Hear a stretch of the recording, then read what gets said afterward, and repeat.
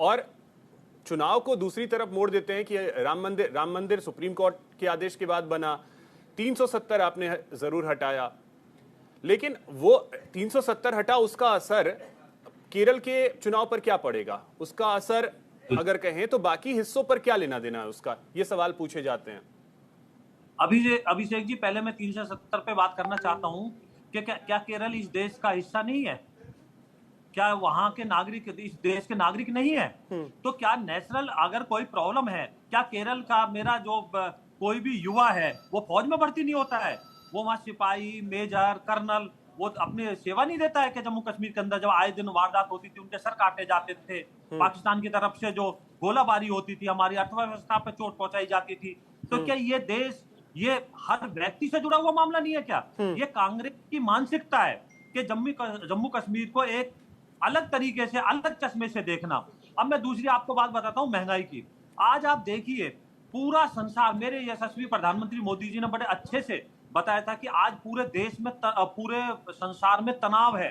रूस यूक्रेन आप युद्ध देखें, किस तरीके से वहां सारी चीजें बदल गई हैं। आप देखिए ईरान और इजराइल का, आप देखिए इससे पहले आपने उसमें देखा होगा, यमन में देखा होगा, हमने 1.5 करोड़ के आसपास लोगों को वहां से अपने वतन में लौटाए हैं। और किस तरह से आपने देखा होगा कि हमारी विदेश नीति ने काम किया, सऊदी अरब ने कैसे हमारे बातों को माना था, और कैसे पुतिन जी ने और यूक्रेन के राष्ट्रपति ने हमारे को एक रास्ता दिया था सेफ, और जिसमें पाकिस्तानी बच्चे भी झंडा लगा रहे थे, तिरंगा लगा के, और हमारे से सहायता मांग रहे थे। तो ये विदेश नीति का ही तो कमाल है, ये मोदी जी के नेतृत्व में ही तो कमाल है। अब आप कहते हैं कि हम रोजगार की बात नहीं करते।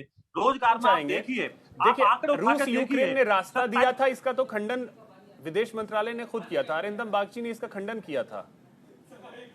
क्या मैं आपकी सुन नहीं पाया बात, बताइए दोबारा। जो रास्ता देने की बात है युद्ध में, उसका खंडन तो अरिंदम बागची ने खुद ही किया था कि नहीं, ऐसा कुछ नहीं था? देखिए, एक बात बताइए मुझे, आप पाकिस्तान को देखिए, पाकिस्तान के कितने छात्र वहां थे?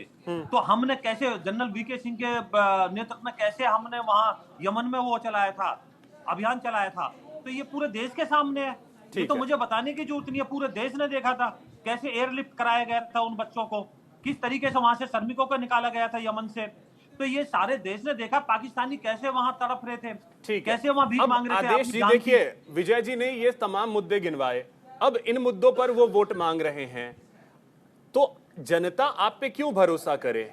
आपके मुद्दे जातिगत जनगणना है, जातिगत जनगणना की आप बात कर रहे हैं कि अगर हमारी सरकार बनती है हम जातिगत जनगणना, सिस्टम सुधारने की आप बात कर रहे हैं, एजेंसियों को लेके आप कहते हैं कि हम फ्री करेंगे। तो क्या आज की डेट में एजेंसियां फ्री नहीं है? क्या सिस्टम सुधारेंगे, जरा वो भी बताइए।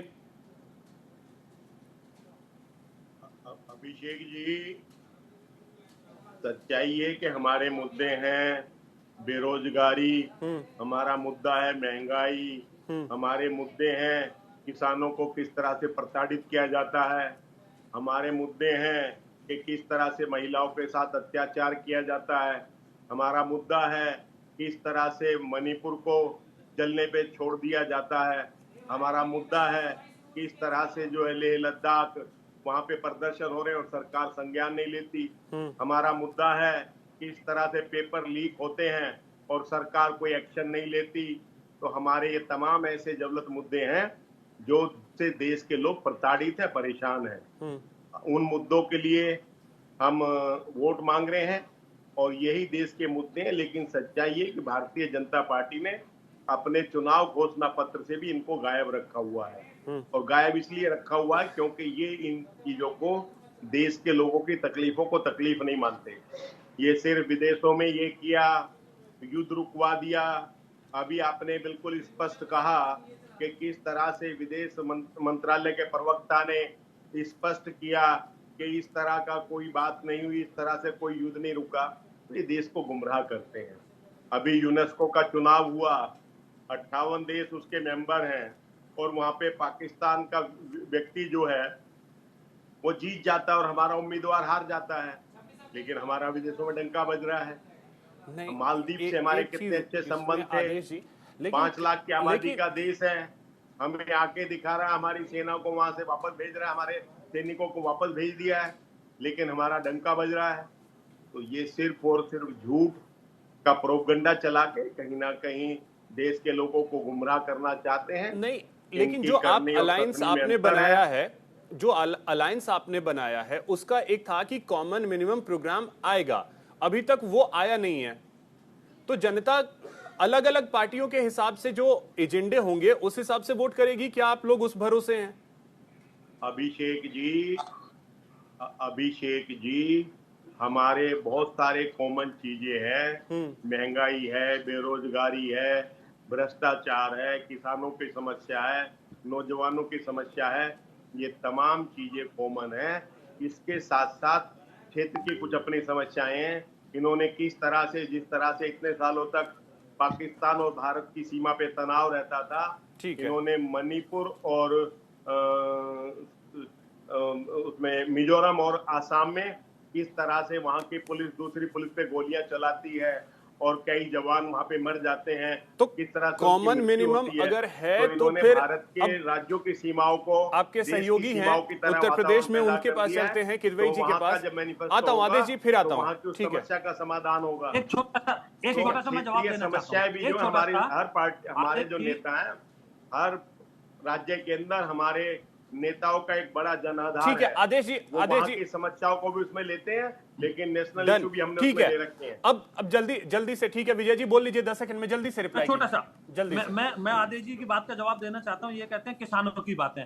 हम 11 करोड़ किसानों से 11 करोड़ से ज्यादा किसानों को 6,000 रुपए साल का, हमने 11 लाख करोड़ से ज्यादा की सब्सिडी खाद में दी है। हमारा जो 5 गुना बजट है वो संसद के अंदर बढ़ चुका है। एमएसपी हम लगातार बढ़ा रहे हैं। अब दूसरी बात कर रहे हैं मणिपुर की। आप मुझे बताइए, मणिपुर में कितने साल आपकी सरकार रही है? क्या ये पहली बार ऐसे दंगे हुए हैं? ये दशकों से है, ये कांग्रेस की देन है मणिपुर के अंदर। दूसरा, इन्होंने कहा विदेश नीति के ऊपर। कौन सा राष्ट्रपति, कौन सा प्रधानमंत्री हमारे देश का जिसके पैर छू के वहां के राष्ट्रपतियों ने आशीर्वाद लिया हो? कौन सा राष्ट्रपति है, कौन सा प्रधानमंत्री हमारे देश का जिसको बॉस कहा हो? कौन सा, जो आज के देश में सबसे शक्तिशाली देश माना जाता है अमेरिका, उसको कहते हैं कि वो बॉस कहते हैं ऑस्ट्रेलिया के, और हमारे ऑटोग्राफ मांगते हैं अपने अमेरिका के राष्ट्रपति। तो मैं ये कहता हूं, अब सपा, ये आसाम की बात करते हैं। आप मुझे बताइए, पहला देश आजाद होने के बाद में पहला कार्यकाल है मोदी जी के नेतृत्व में, जहां ज्यादातर अब सपा हटा दिया गया है, जिसके कारण वहां तनाव रहता था। तो आप तथ्य पे बात की, तथ्य पे बात करो आदेश जी। अगर तथ्य है तो हमारी जो नीति, ठीक है, नीयत और देश सशक्त, सुशक्त, खुशहाल, ठीक है। हमारी अब यही विजय नीति जी, है। अब मैं फराज जी के पास जा रहा हूं। फराज जी आपके पास आ रहे हैं। आप INDIA अलायंस का हिस्सा हैं, लेकिन आपका एक अपना भी एजेंडा है, PDA। तो आप इंडिया या PDA, मतलब किस तरफ जाएंगे? ऐसा लग रहा है कि पैर दोनों दिशा में है। अभिषेक जी, सबसे पहले तो एको आ रहा है, ठीक करा दिएगा। ठीक है, उसे दुरुस्त करवाते हैं, PCR की टीम उसे दुरुस्त कर लेती है। इको की समस्या हो रही है, फराज जी को जरा उसे देख लें। जी देखिए अभिषेक जी, सबसे पहले तो हमारे भारतीय जनता पार्टी के भाई जो है निपुण जी, उन्होंने कहा कि आदेश जी से कि तथ्यों पर बात किया करिए। इन्होंने शुरुआत की कश्मीर से, तो 52 महीने के बाद जब से 370 हटा है, इनसे कहिएगा पेन पेपर लें और उसको नोट करें। टेररिस्ट इनिशिएटेड इंसिडेंट्स हुए हैं 455, ये 2 महीने पहले की रिपोर्ट है। Attacks on civilians 156, civil casualties 131, civilian injured 422, security forces injured 334 और सिक्योरिटी फोर्सेस किल्ड 125। ये कश्मीर की हालत है। देखिए भारतीय जनता पार्टी जो है वो परसेप्शन बनाने में बहुत ही ज्यादा माहिर है। दूसरी बात ये है कि अभी एक RBI का एक सर्वे आया है। ये कुछ दिन पहले लोक नीति CSDS का सर्वे आया था, मगर ये कल RBI का एक सर्वे आया है, कंज्यूमर कॉन्फिडेंस सर्वे। इसको ये देखिएगा कि द हिंदू में इसमें लगभग ये हाफ पेज का एक पूरा आर्टिकल छपा है। इस सर्वे में बहुत ही ज्यादा अभिषेक जी चौंकाने वाली चीजें बताई गई। और ये RBI है, ये गवर्नमेंट का बैंक है, ये गवर्नमेंट की संस्था है। इसके हिसाब से 62% लोग ऐसे हैं इस देश के अभिषेक जी, जो कहते हैं कि आज की तारीख में भारत में नौकरी के हालात बहुत ज्यादा खराब हो चुके हैं।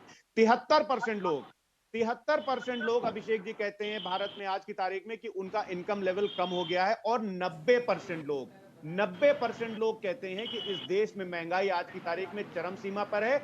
और मात्र 1% लोग, इस सर्वे के हिसाब से, ये RBI का है, ये मेरा नहीं है, समाजवादी पार्टी का नहीं है, आप पेपर मंगा करके पढ़ लीजिएगा। ये द हिंदू में छपा है 17 अप्रैल को, पेज नंबर 9 पर।